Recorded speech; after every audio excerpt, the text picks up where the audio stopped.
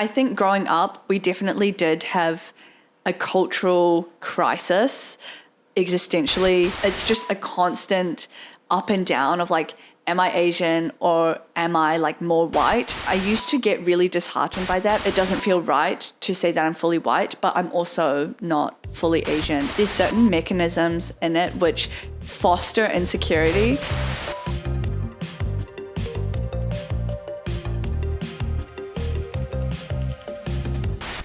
Okay, so stop what you're doing right now. I know you can hear me. If you love our show and if you love what we've been talking about, smash that like button, chuck us a 5-star rating, give us a thumbs up. That would be very much appreciated. Don't forget to click the little bell icon for notifications. Absolutely. Thank you very much. And speaking of, we have Lola here today with us from Unreliable Food Review. Welcome to the show, Lola. Thank you. Very glad to be here. Slightly nervous, but Yep. You're very chill, so far it's looking good. Okay. So, surely this isn't as nerve-wracking as making videos about yourself eating delicious food and saying things and all of that kind of stuff. You're actually right, to be honest. Like, I think there's something intrinsically really self-centered about doing content and content creation. And Hey, look, you said it. I'm just going to be honest, like, honestly. And that's not really, like, that was something that I was very apprehensive about. But look where we are now, actually. So I guess, it's good to be here. Absolutely. So for those of you who don't know, Lola, you have an Instagram page called Unreliable Food Review, which has been going for how many years now?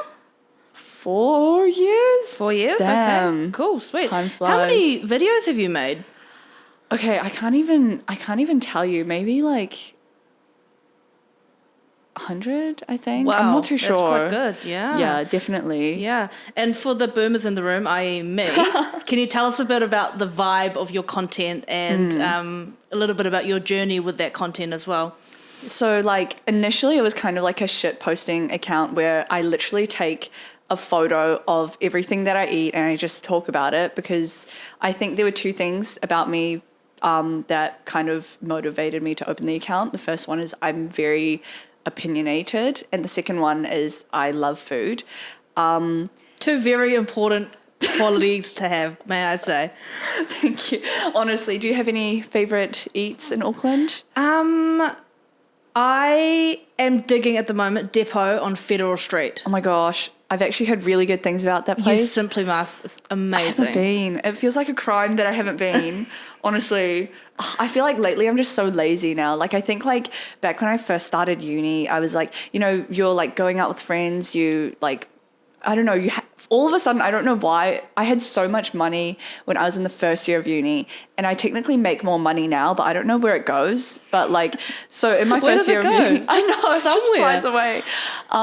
So yeah, I could just eat out like every week, multiple times a week. So that definitely got my food account going. Now I probably eat out like once every 2 weeks, once every month, to be honest. Yeah. So maybe I'll go to Depot in like 3 years. But it sounds amazing, so I'm sure it'll stay strong. So you started as shit posting and then it kind of just grew from there? Yeah, I think like I was never really someone who was into social media. Like at first, I genuinely, like for the first 16 years of my life, I was the type of person where I always had like 100 followers on Instagram, no photos of my face. I'd like 100 photos on my camera roll, and I like, it was never of like people. It was never of anything meaningful. It was probably just like a random screenshot or something just useless. And then after I started posting about food, I think regardless of whether you're trying to become a content creator or not, if you're putting your stuff out there online, you'll naturally kind of begin to get deeper into that space, and then all of a sudden you start caring about the composition of your photos. You start thinking, maybe I should like post a video or something, maybe I should have a little bit more fun, mix up the media, and then it just kind of snowballs from there, to be honest. So if you're an objective, off the grid person like me, you can still start social media and start like posting, and it'll still work out really well, because it did for me. And I mean, you've gone through a lot of growth with that page as well, right? You've got quite a few followers there. I'm assuming that means quite a few views and comments and engagement and all of that stuff now. What's it like for you having that profile or holding that kind of position? I think it still doesn't really register to me because also I like don't have any notifications on my social media. I turn off all of my notifications. So like, I don't know if it's really that like, I don't know. Most of my friends, they always have their notifications on. So maybe it's something that's out of the ordinary for my friend group, but I'm sure it's very common. But I just like, I think I'm really sensitive as well. So like, even if I post about food and someone was like, it's a perfectly neutral comment. If someone says something, even as innocuous as, oh yeah, I went to that place and I didn't really think it was that good, I'll like look at the comment. I used to do this. I'd look at the comment and I'd be like, shut up. Like, oh my gosh, what do you, like, I'd take it so personally. And then I just had to really learn how to chill out a lot. And yeah, turning off the notifications was a vital part in my growth journey. Wow. I mean, that's big. I work in child and youth mental health, and when I'm working with young people, a lot of the things that come up are around social media, right? And I don't want to be like one of those social media is toxic, because it's not. It's absolutely not. But it's really difficult for people to compartmentalize what is life and what is social media and where that blurry line sits.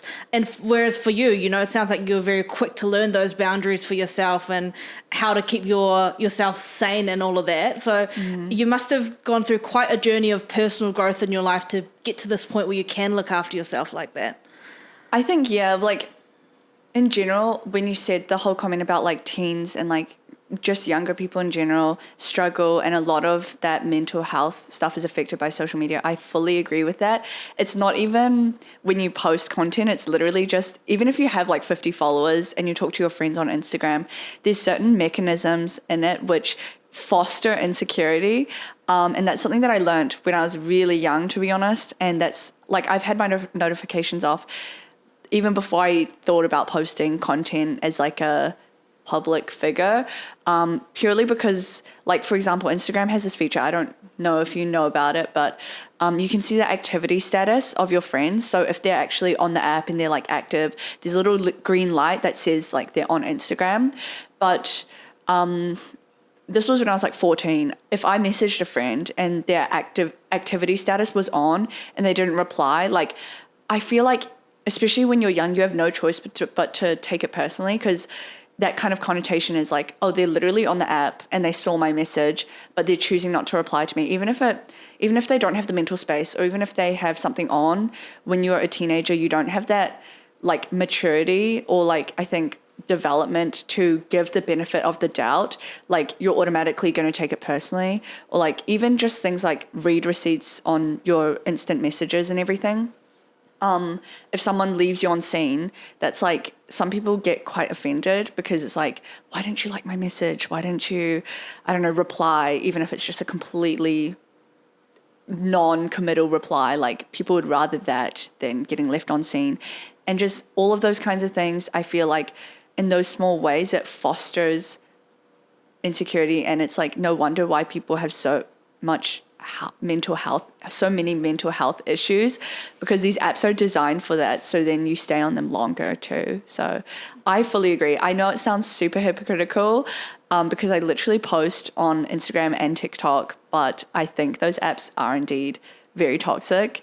But they are also very good. It's kind of swings and roundabouts, because socially and mentally, you definitely can struggle more. It introduces new insecurities again. But on the other side, people share their experiences and you learn a lot. Like, we've never had so much access to information, and that's a double-edged sword for sure. But the good side is equally as sharp. Yeah. Damn, boy, I'm popping off with the poetry. I absolutely love that. The way that you describe that is perfect. I mean, the simple thing of things like red receipts and the green bubble, and this brings grown-ass adults down into 12-year-olds gossiping each other behind each other's backs, right? That's what kind of happens. And I really love that you've acknowledged it. And I really love that you've actively taken steps to keep yourself away from that kind of harm as well, which I love. But you're so right. Without a platform like Instagram, the content that you post up wouldn't have the opportunity to thrive, and you wouldn't have the opportunity to share that love and those good vibes with other people as well. So what have some of the benefits of you having this profile and building this following been for you?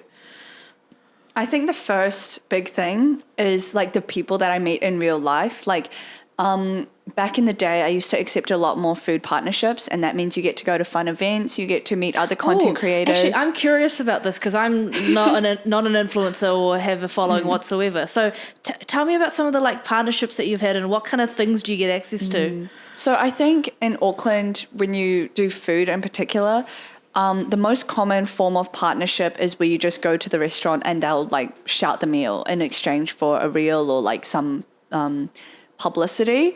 Otherwise, sometimes new restaurants will open and they'll try host an event where they kind of gather multiple content creators in a space, and then you all take content, you all enjoy the vibes, you get to get a glimpse of the restaurant before it opens and everything. I think the most high profile one that I went to, not saying that it's extremely high profile, don't want to sound up my own ass, but last year there was the iconic Auckland's Eats. They held it at the top of QT Hotel. So I was lucky enough to get invited there. And it's really nice because like when you're in a certain content creator space, you see the same faces at pretty much most of the events. So it's actually kind of like a reunion. Every time I go to an event like that, it feels like a reunion because I'm seeing content creators that I knew since like 2022, 2023. And the only time that we get to see each other is at these events because we're all different ages. We've all got all these different lives and different duties and everything. So yeah, it's kind of like a little reunion every time. It's quite wholesome. Yeah. Have you got some favorite content creators at the moment? Oh, I would say like content creators that I know or that I don't know, or both. Bit of both. In New Zealand? Yeah, in New Zealand. Okay, period. I really love Vanessa and Anthony. They're so, so sweet. They have this food account called Foodies Table, and they have really popped off like in the past few years, which is so good. I'm so happy for them. But every time I see them, I've known them since 2023 because, I mean, naturally you will just know anyone who does the same thing as you. And they are just so lovely to talk to. Anthony is really like affable. He's very like jovial. He jokes around a lot. And Vanessa is so funny. She's so sassy. I love her so much. And I also love this other girl called Kane Cat. She's kind of like, I haven't really checked up on her in ages, but she's also very sweet. She and her partner, Gian, they are very nice. And every time I see them, it's always a pleasure. I love that. That sounds so wholesome, eh? Building relationships like that, and I guess this is the behind the scenes of influencing or content creation or whatever you want to call it. That's super cool. So you're saying some of the benefits that have come from your experience being a creator has been you've been able to have these partnerships and new experiences. You've met some new people. You get to go to things. Any other things that you've found have enriched your life from becoming a content creator? I would say apart from, like you said, the real life connections, being able to go to events, just in general, the skill set that you gain from content creation is very useful. Content creation is becoming oversaturated, and that's okay because being able to take good photos, understand composition, it's kind of like a sixth sense because like if you like at the very bottom of my food account on my first posts, you'll see the photos of the food that I took and they just look absolutely awful. The food looks unappetizing. Oh no. Because I just don't know how to take photos, and I feel like taking photos of food is actually quite difficult. But then over time, you begin to kind of gain that sixth sense, and you begin to form your own taste of what looks good. And I feel like it bled through in other areas of my life where like, because you know what looks good on photo, you know how to take care of yourself too. You kind of form your own fashion sense or what you feel like you like wearing or just how to present yourself as well. So like not only, again, looking better on photo, making better looking content, and also presenting yourself in a way because once you put your face on in public, like once you show your face to people, you also low-key start thinking about that subconsciously. So my makeup game, my fashion game, all of that kind of stuff, even though it's not related to food, it did also get better. Like I became more assertive with that kind of stuff. I think is a side effect of content creation. I love that. So can you walk us through the process of how you create a review? I mean, is it like you decide where you're going to go first, or you're like, oh, actually, I'm already going out for dinner this day? Yeah, walk us through that process. How does that all work? I think my content creation process back then when I was like posting much more often was just whatever. Like if I saw a food place, I was going to go in and I was just going to eat. So for example, I would go to this one place called Sunrise Cafe on Kaiba Pass Road. Every time I worked at break, I would go to that place. And it got to the point where I was like, damn, like I should make a video about this because this is my 20th time coming here. I order the same thing every time. Like I want to show some love, right? Otherwise, maybe I'll pass a window or like I'll pass a place that looks really interesting. Or maybe there's a new establishment that's opened in the city and I see it. And I'll like put a little mental note to go there and try it out. Otherwise, sometimes you'll also see other content creators post a video about a restaurant and you'll think, oh, that looks really cool. I want to go there too. And then I'll make a video about it. Nowadays though, since I don't eat out as often, I'm definitely much more intentional with where I eat. I think I operate less on what's popular on the internet now as well, which sounds very contradictory. And instead I've started just asking people through word of mouth what places they think are good. And then I ring up some of my friends and I'm like, hey, we should go to this place. And then I will go in with the mindset of creating content. I see. Yeah. Is it awkward for you to have to chuck your phone up and, like, what's that like when you're actually there? Honestly, at first, it's definitely like a humiliation ritual. I can't lie. Especially when I was doing videos. Like, honestly, I haven't done as many videos lately, and it's because I just naturally hate the vapid nature. It's not necessarily with vapid intentions, but it comes across as that definitely to some people of like, because I have a little tripod. I get my little tripod and I put my phone on and I put on the flash so you can see me, especially if you're dining at night. And I will have to eat the food. And like, if it's good, right? If I'm eating and the camera is not rolling, like I'll be like, I'm usually very emphatic. Don't get me wrong. Like I'll be like, oh my gosh, this is so good. Or like I'll look at my friend and I'm like, whoa, this was fire. Or like if it was a bad dish, we'll look at each other and we were like, oh my gosh, like what was that? But on the camera, everything, you can't get that natural reflex like on film. But also the camera, you need to exaggerate things for it to pick it up. So I was going to say, do you do these huge reactions? Like I'm just eating a bite of pasta and I'm like, so good. And it is so good, but like there's a way that food influencers eat, which a lot of people tease us about, and it's true. Yeah. But it's like, you have to do it for the video because would you rather me go like, or like I feel like, I don't know how to say it. Maybe it's just my own. No, I feel you. It's so true about the reaction stuff, right? Because sometimes I watch things and I'm like, is it actually that good? Or is it actually that bad? Or, yeah. But what are some of your favorite spots as of late? Oh my gosh, love this question. Lately, I've really been feeling European food. Okay. No, I'll start with the non-European first though. There's this place in Lawn Street. It's somewhat new. It's about 6 months old. And it's called Tai Ar. And they do Sichuan cuisine and they specialize in this thing called sour vegetable fish. That does not sound good, can I just say? Okay, you are hating, but like I swear it's the best thing you will ever taste. Like I am obsessed with it. When it first opened, I literally went 4 times in 1 month because it's really that good. It must be really good. The official Chinese name is Suan Cai Yu, I think. Don't at me for the pronunciation. But Suan is like sour and then Cai is like vegetable. And then Yu is fish. And there's this type of like green pickled vegetable that is really popular in Sichuan cuisine or just Chinese cuisine, I'm not too sure. And they put it in this buttery, tangy broth with white fish and Sichuan peppercorns.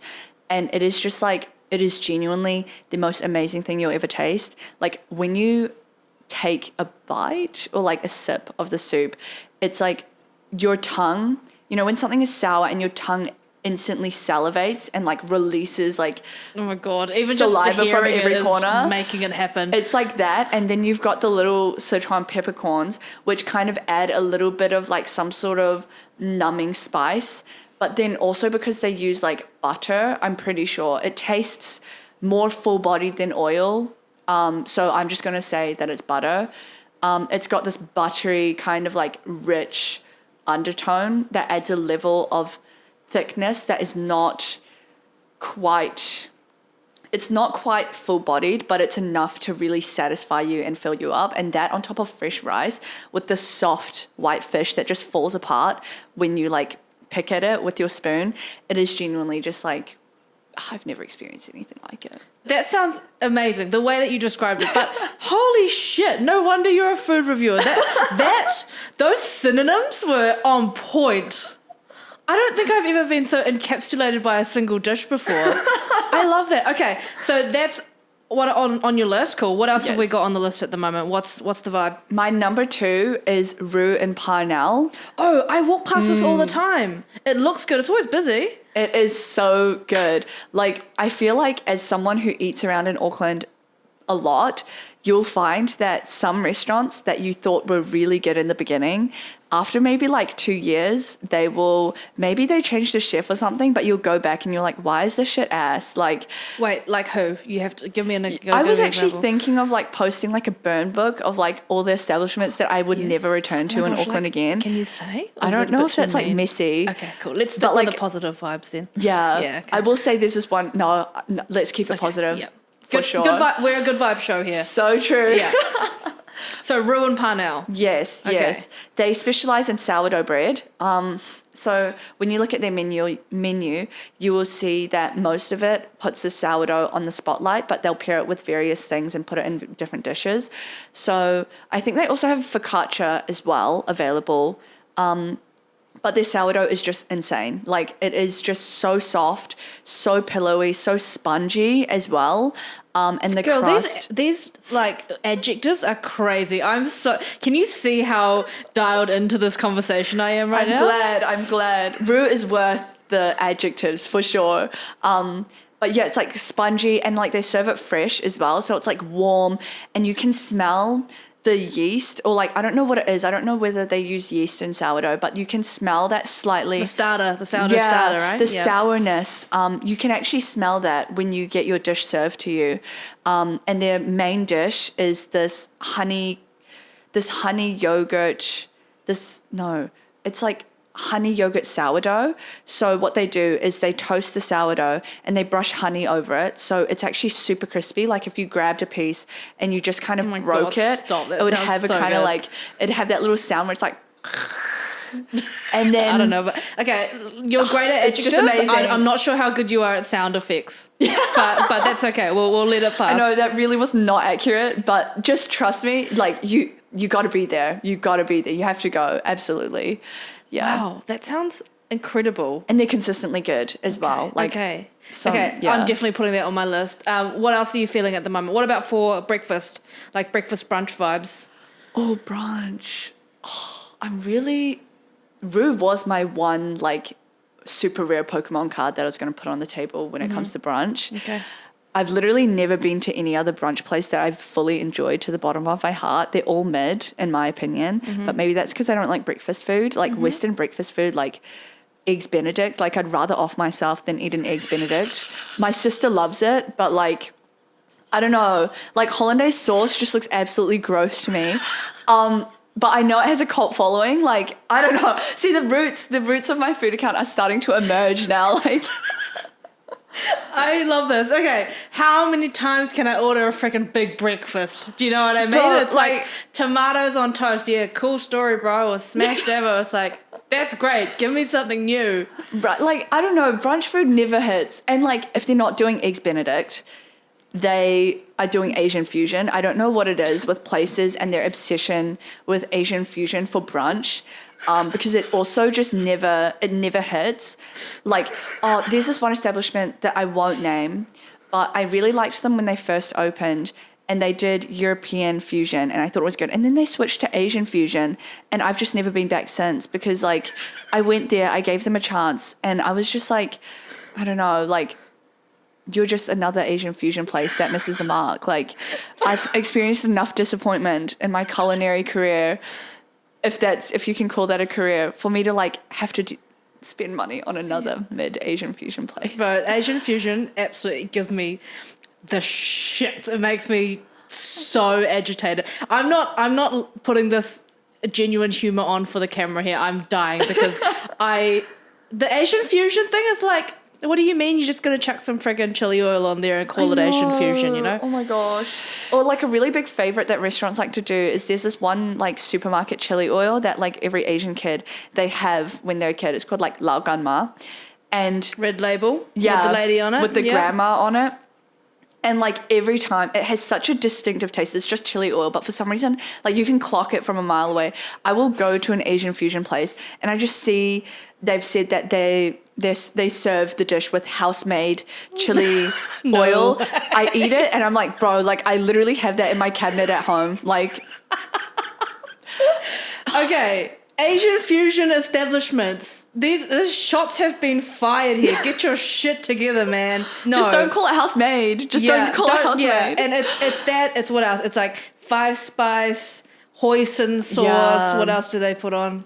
Oh, bro, don't even get me started on the kimchi, man. Oh my gosh. You must be sorry, I don't want, is that a microaggression? Well, the thing is, I'm actually kind of a terrible Korean because I don't really love kimchi that much. Like, you know, I could, if it disappeared tomorrow, see, that's, now I feel Crazy. like I feel like I'm outing myself. If it disappeared tomorrow, I'd be fine. I'd be absolutely fine. Do you have like a Korean food that you really can't live without though? What's your favorite one?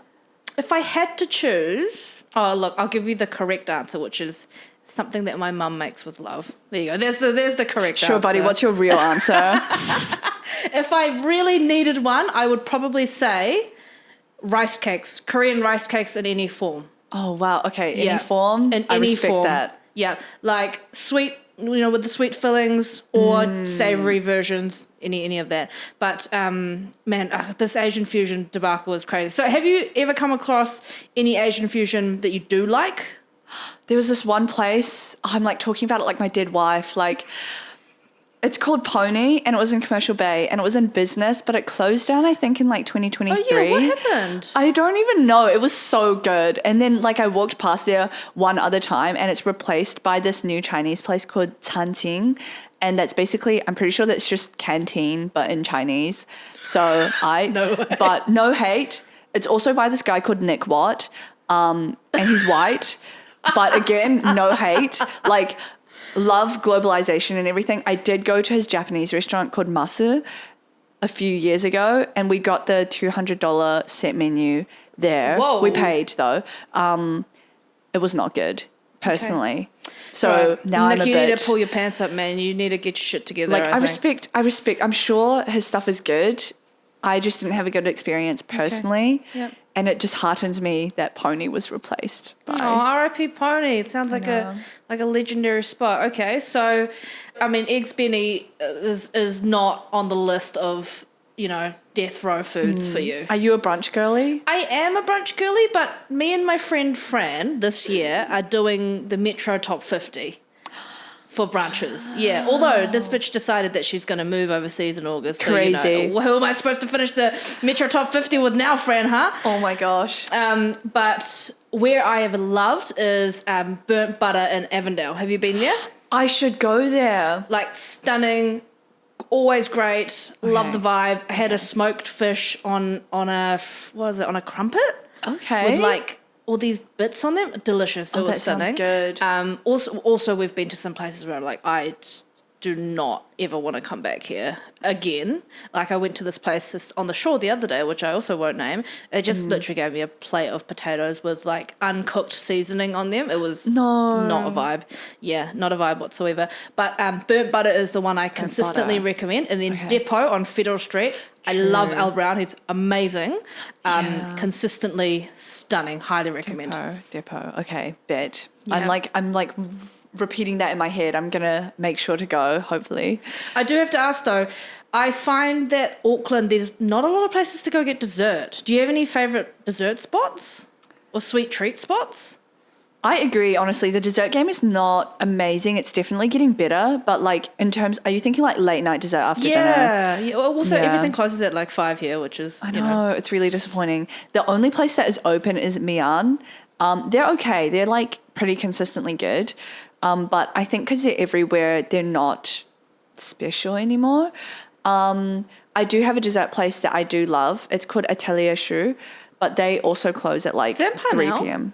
Yes, it used to be in Pākehā, but now they're in Newmarket. Oh, yeah. They are just so good.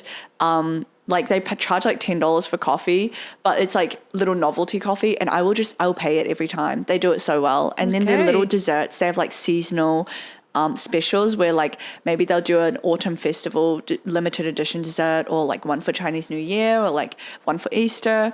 So you've always got something new. Whereas I think with Mian, they are amazing, but they don't change their desserts around as often. So I've been there quite a lot. So every time I go back, it's the same flavors, and I would like something different. But otherwise, you've got Meat Fresh. Honestly, Meat Fresh never goes wrong. It's a Chinese dessert place. You can get like taro balls or like sago, and that always does the trick, to be honest. My can't go wrong is a hot fudge cake from Denny's. I don't know if you've tried Really, one of those. I've actually heard really good things about that. Well, I think it's got a bit of a sentimental place for me because I used to go to Denny's when I was in school with my friends and stuff, but that absolutely slaps.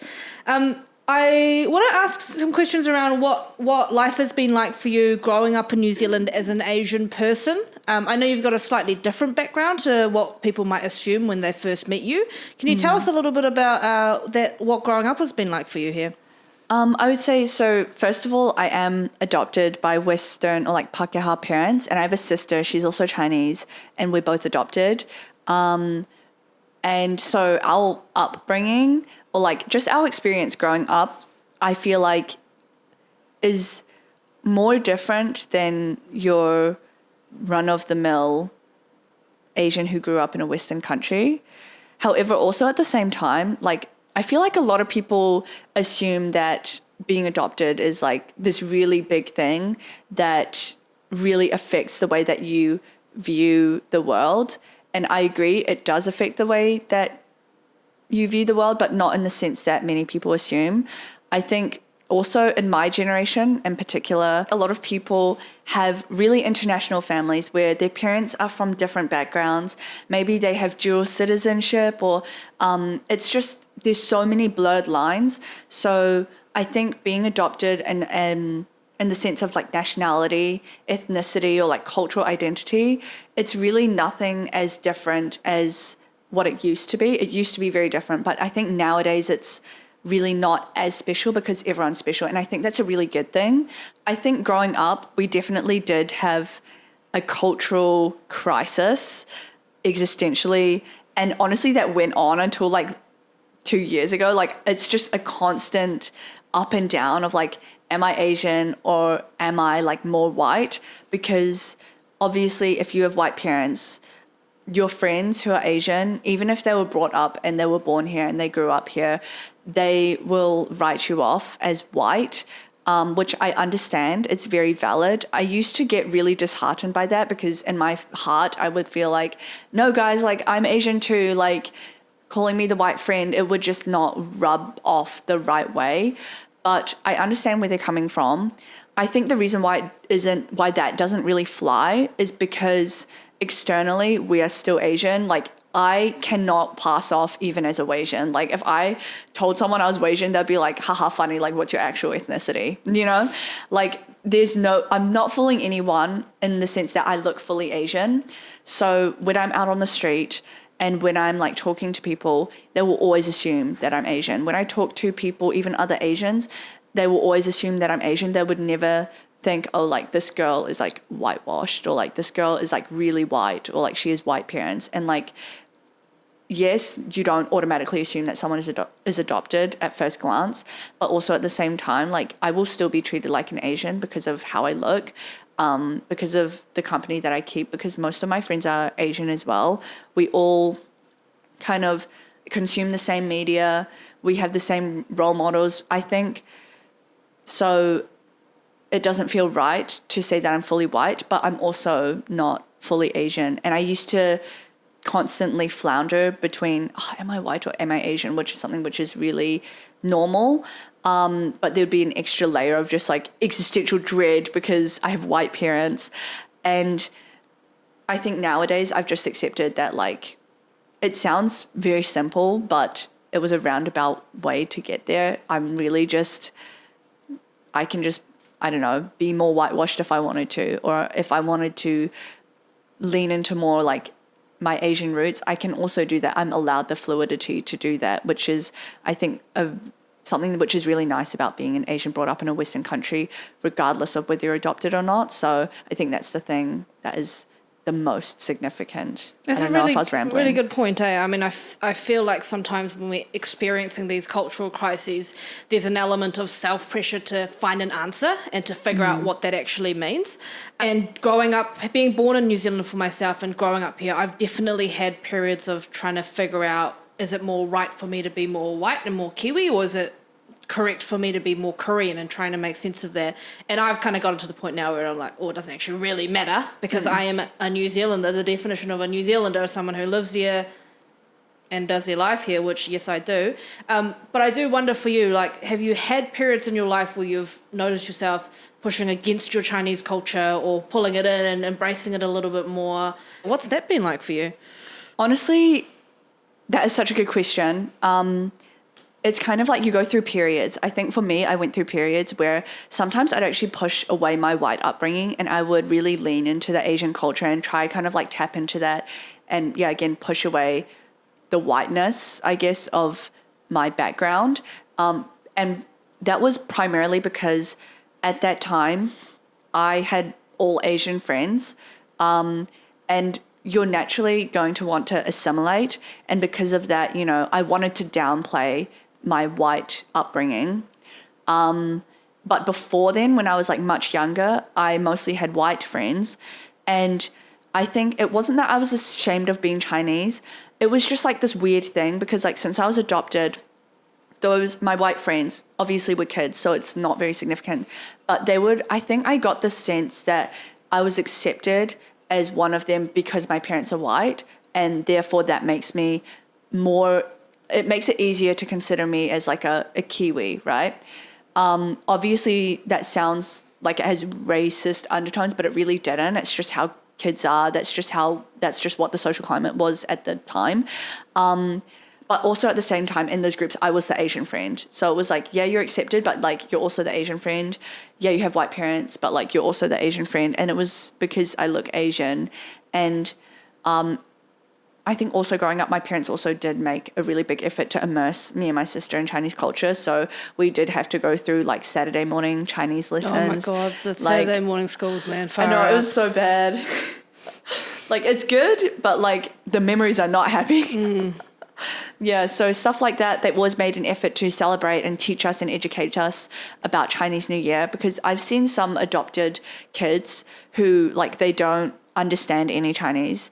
They don't know what Chinese New Year is. They've never celebrated it.